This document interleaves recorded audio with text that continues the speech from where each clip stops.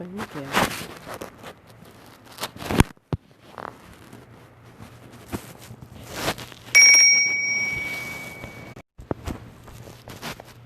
There we go. Good morning. Happy Monday. My name is LaShonda. Um, I am a single mom of two. I'm a hairstylist, and I also have a health and wellness business. I want to come on here and talk about something today. I did part one a few weeks ago, and now I'm doing part two, and it is how to recognize abuse. Um, I give you a little bit of information about me. Like I said, I'm a single mom of two. I was married for 7 years. I'm divorced now. I've been divorced now for about 5 years now. Um, and I experienced abuse in my marriage. And um, it wasn't more so physical, it was more verbal, the emotional, and the mental. And I didn't know what it was. I didn't know what it looked like. I didn't know anything about it. So I stayed and I dealt with it. So that's how I have gained a little bit more knowledge about abuse and what it is and how it works. um, and just the signs, the different signs of it, and to know that there are different sides of it. And a few weeks ago, I spoke about the verbal abuse, and that's something um, I have more knowledge of is the verbal because I have experienced it.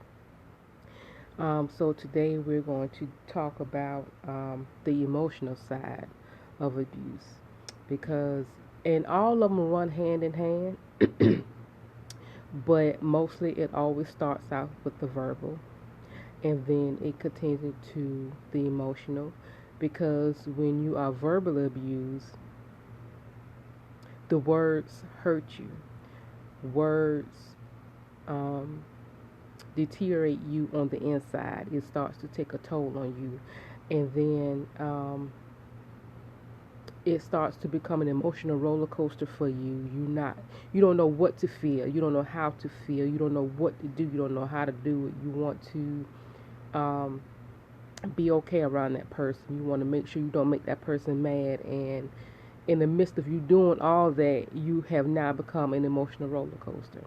And that's what you call emotional abuse. Now, the other two I will talk about in part three and part four. But today is part two, and it's about emotional abuse. And I'm going to give you a definition of it too. And most people with emotional abuse, they may consider it as it goes hand in hand with psychological abuse because now it's messing with your mind. And if you don't have a strong mind and if you have never experienced abuse before, then yes, you will go through that stage of it. So, the definition for emotional abuse is subjecting or exposing another person to behavior that may result in psychological trauma, including anxiety, chronic depression, or post traumatic stress disorder. And an example is, you know, an example of how you know you may be being emotionally abused is that you become isolated from your family and your friends. You feel intimidated by the person, and you start to have low self-esteem. And this is so true. This is so true. I can so much relate to this because in my marriage, I became a emotional roller coaster. And I'm the type of person I show my feelings on my face. So if I'm mad or things just aren't right, it shows on my face. And for anybody who knows me, they're all, "You okay? You okay?" You know, I wasn't smiling. Um, I just wasn't happy, and I knew I wasn't happy.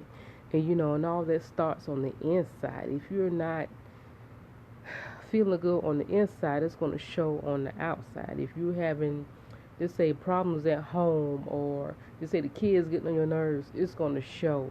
And like I said, it all starts within. And it starts like that because we hold things in. We don't want to talk about it. We don't want people to know what we're going through. We don't want people to judge us. And that's okay. That is okay.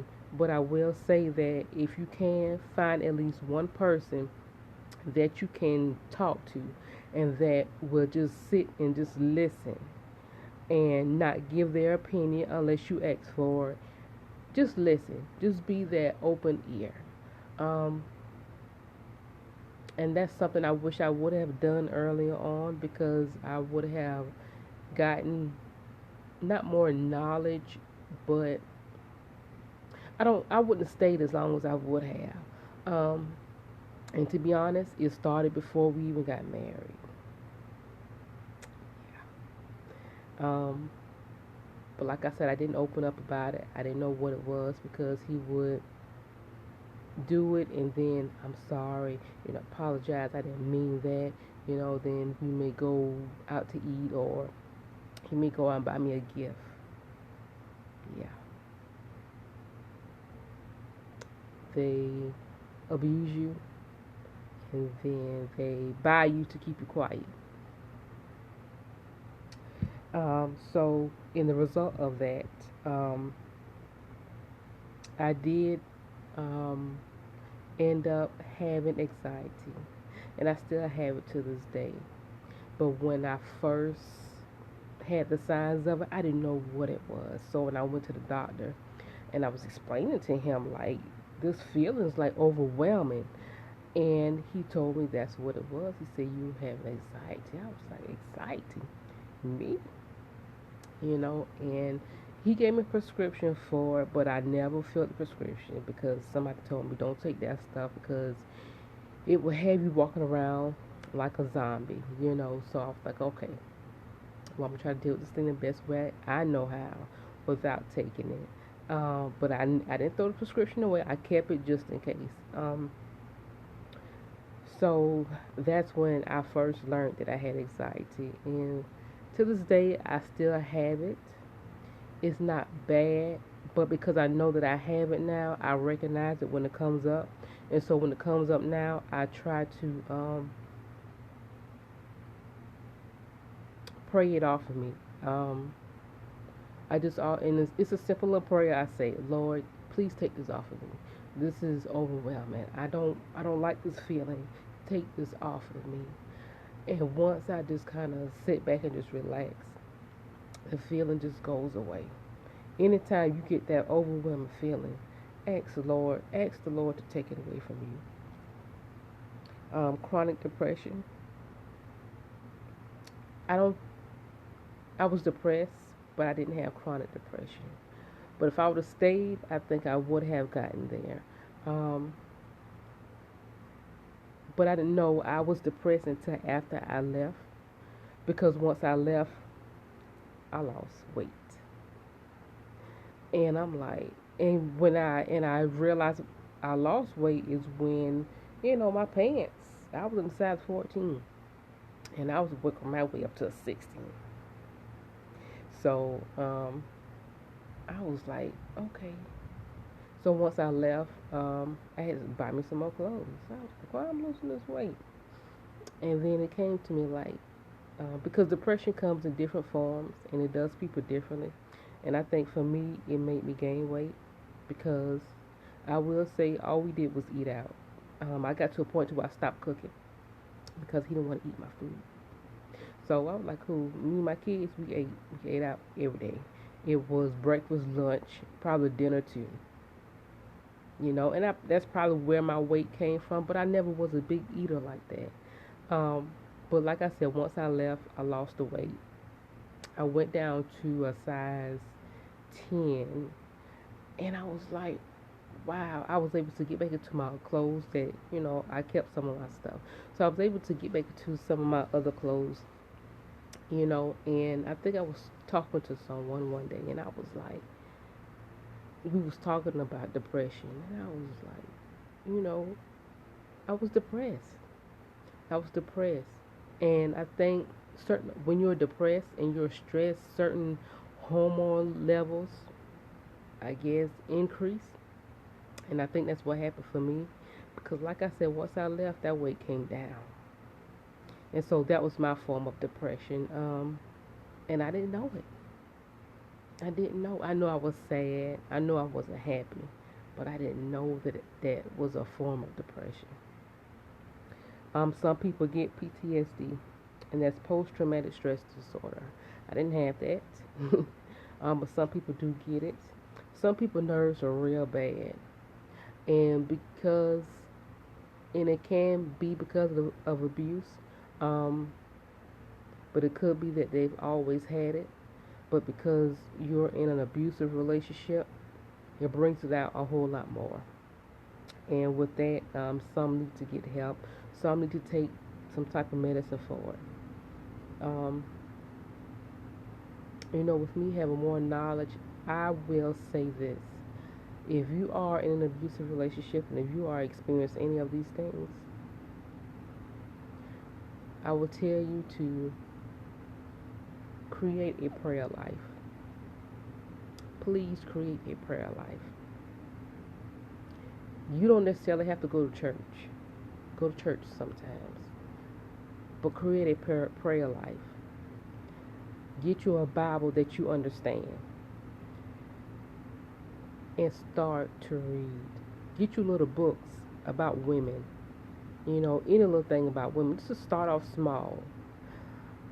And once you start to do these things on a daily basis, it will become routine. And once that becomes routine, you will be able to see a change in you first. And then you will start to see a change in the way you see that other person. You will start to respond to that other person differently. The things they say, the things they do will no longer hurt you as much. And once you get that strength to walk away and don't look back. I will give you an example. I was married for 7 years. Out of those 7 years, guess how many times I left my husband? I left him every year except for that last year. The last time I left him, I was pregnant with my son. And this particular time, I went out and I got an apartment. And he begged for me to come back. He was so apologetic. And I told him, I said, I'll give you one more. You got one more time. This is your last chance to get it right. Like, okay, I'm going to do right. So things went on. For a while, we did good for a while. Maybe a year after I had my son.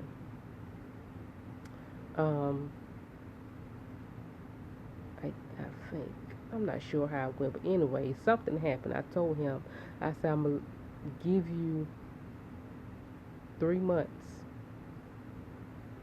At first I said 6, but I said, no, I'm going to give you 3 months to see if you could be consistent with you changing. Like, okay. Guess what? I think we had this conversation in December. By February, he had a snap again. And when he did, I was like, I'm done. But I was told that the next time I leave, make sure all the love is gone so I won't go back.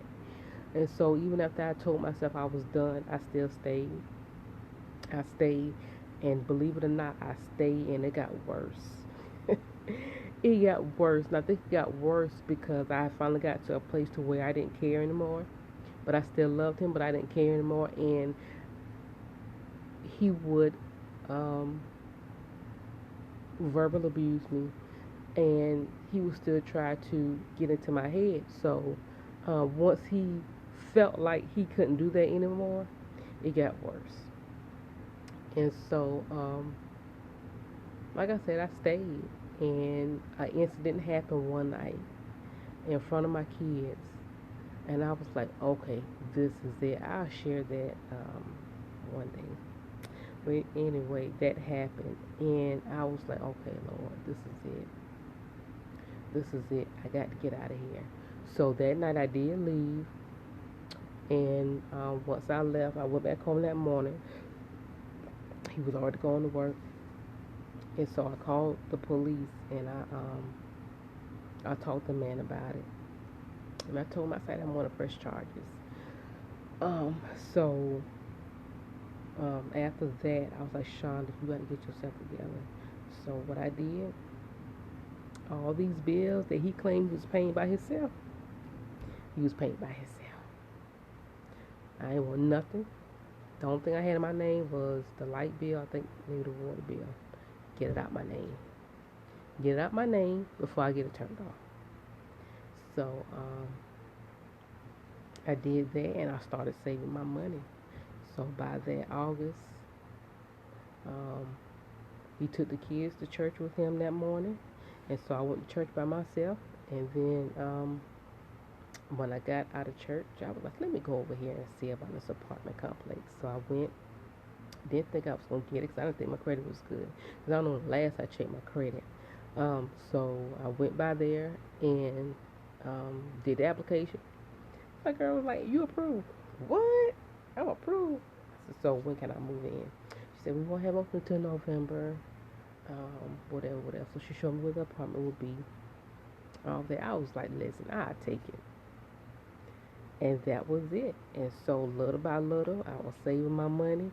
I was getting things together. I was packing little stuff here and there, and that's what I did. But you have to get to that place. You have to want better for yourself. And especially when you have kids involved, you have to want better for you and your kids. And so that was the best thing I could have ever done. When I finally moved, it was like such a relief. I felt so good. And once I moved, I called him and I was like, we gone. And he was like, what? I said, we gone. He was like, how you gonna take, my kids or whatever? I said, listen, we couldn't live like that no more. That was a bad situation that was gonna only get worse. And it was only gonna get worse if you get hurt or I get hurt or these kids get hurt. And before that even happens, it's time to go. And that's what I mean. You have to get to that place, and you have to want to learn more for yourself. And you have to take it step by step. It's a process, because being abused, that's a process. Getting depressed, that's a process.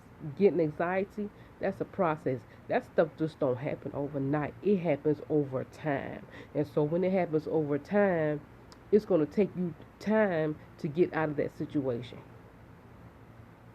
Sometimes, yes, in certain people's situations, you have to just get up and just run. But listen, if you still have love for that person, you're going to go back. You're going to go back. And I've seen some, bad situations concerning abuse, and it's rough.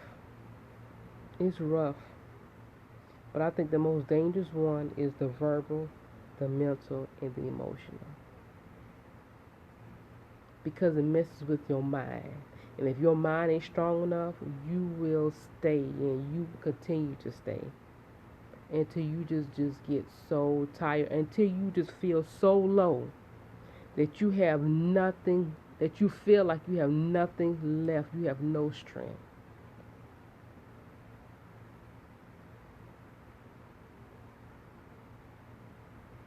I found myself being isolated from my family and my friends. I was very intimidated by him. Very. It was a point to where I couldn't even look him in his face when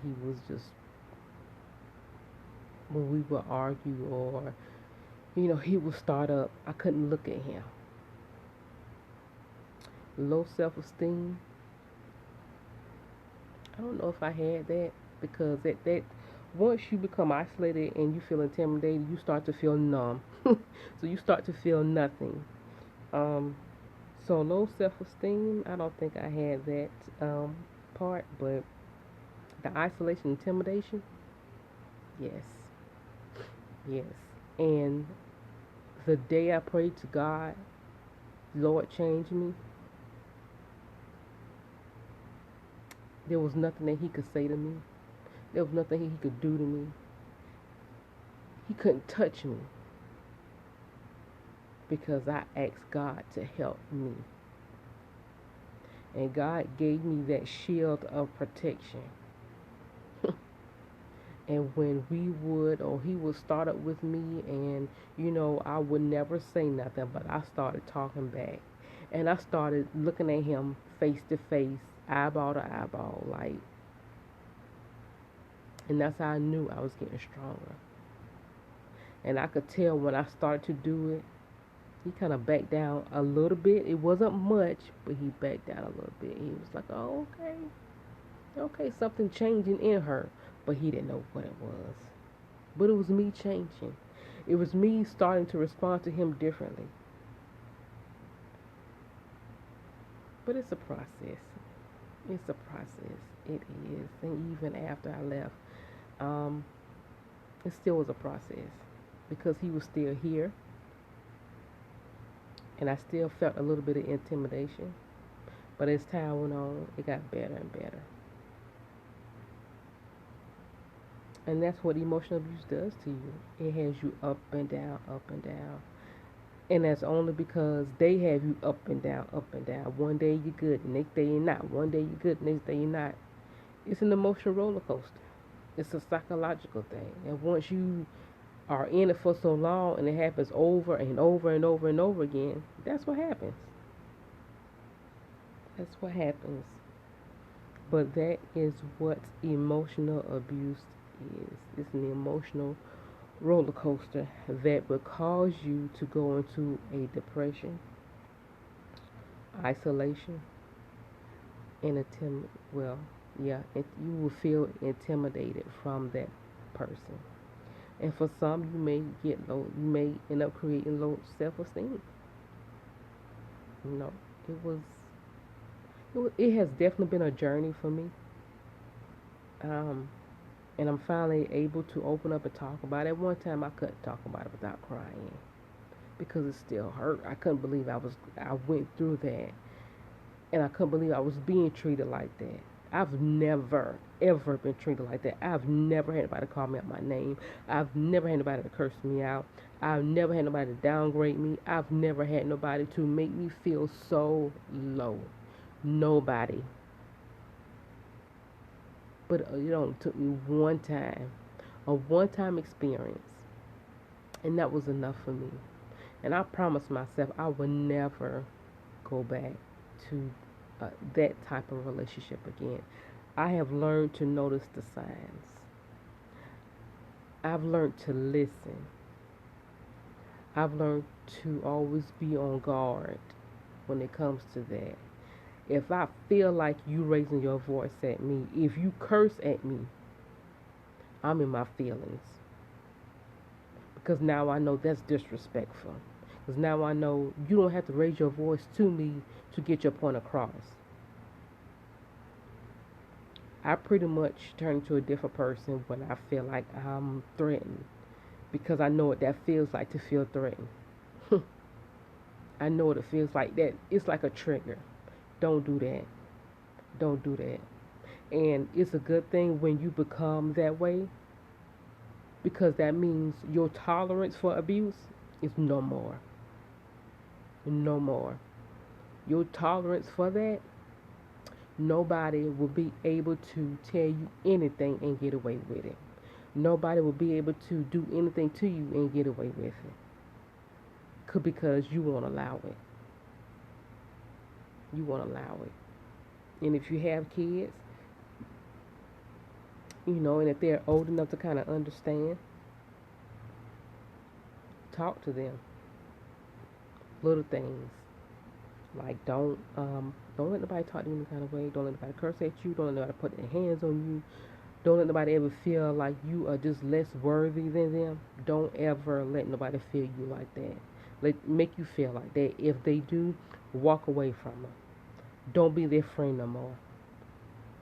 You know, because what you want to do is try to protect your kids. You can't protect them from everything, but you can give them knowledge. Because if they are ever in that situation, they can always think, man, well, my mama told me, okay, well, no, this ain't right. So let me get out of this now. You know? Yeah. Do people change? hmm Yeah, they do. They can if they choose to. They can. So I don't doubt that they can't. But some people just choose not to. And if it ain't you, it's gonna be somebody else. So this is my take on emotional abuse, which some will call psychological abuse. Um, there are different forms of it. You have verbal, mental, emotional, physical. I've done the verbal already. That was part one. So if you want to listen to that part of my video, then go to my YouTube page. That is LaShonda Alerts, LASHAWNDALURKS. That was part one, and today's part two. And today, part two is about emotional abuse. And I'm going to do part three one day this week. I'm not sure what day. And my next one will be on mental abuse. Mental abuse. And I'm surprised I stayed on here and told a little bit of my story. But I'm proud of myself. I'm proud of myself. When you can open up about your story and share it with other people, that's the best feeling in the world. Because you can say, I am an overcomer. I am a survivor. I'm able to tell my story and not shed a tear. But I didn't just get here. It was a process. But I'm able to talk about it and not get so full about it. But I will say that I'm very passionate about helping other women understand the different forms of abuse, helping other women to get away from abusive relationships. But it's a process. It's a process, and they have to want it. But I think if you don't have the knowledge about it, you will stay. But even if you stay and you start to gain more knowledge, and the more knowledge you gain, you'll start to really look at the situation when things happen. Like, okay, this ain't right. This is what I read, or this is what me and such talked about. You know, things. Once you gain more knowledge, things becomes more noticeable. You'll know what they are when it happens. You will know how to maybe respond to it. Um, but it's all about what you want. It's all about what you want for yourself. It's you. You have a right to choose what you will put up with and what you won't put up with. You have a right to walk away or stay. I chose to walk away. I did. And I'm thankful that I made it out. Because it could have been worse. And it's sad these days, some people don't even make it out of those relationships.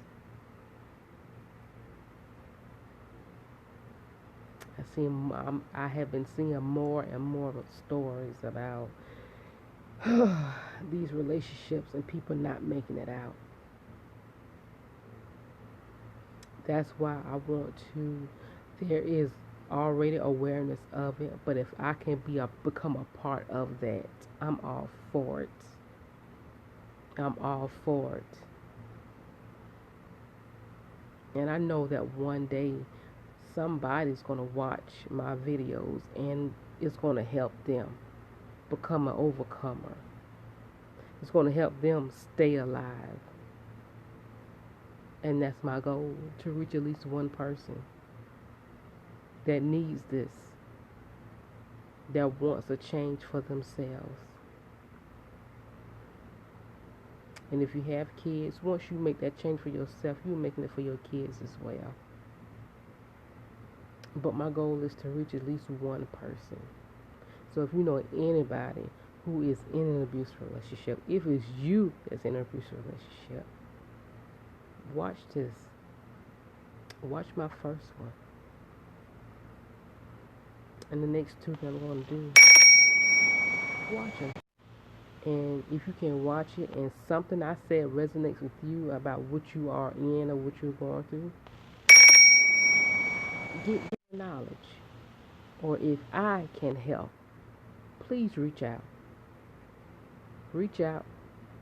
Reach out to me on my Facebook. LASHAWNDA LURKS LaShonda Lurks. I'm here. I'm always an open ear. And I'm thankful that I'm at this place to where I can help other women get through. But it's a process. But you have to start somewhere. You do. It ain't going to be easy. It's not easy at all. But you have to start somewhere. So if you can, share this video. And to my replay viewers, thank you for watching. And the one that's on here now, thank you for watching. And like I said, if you can, please share. I'm going to share this on my Twitter page. So if you can, just go to my Twitter page and watch it or share it or whatever the case may be. But I will upload this to my YouTube video. My YouTube channel. So you can always go there and watch it as well. But I will definitely be back on one day this week to do part 3. Part 3 will be mental abuse. And I just hope it helps someone. I hope it helps you. And I thank you for listening. Have a good day.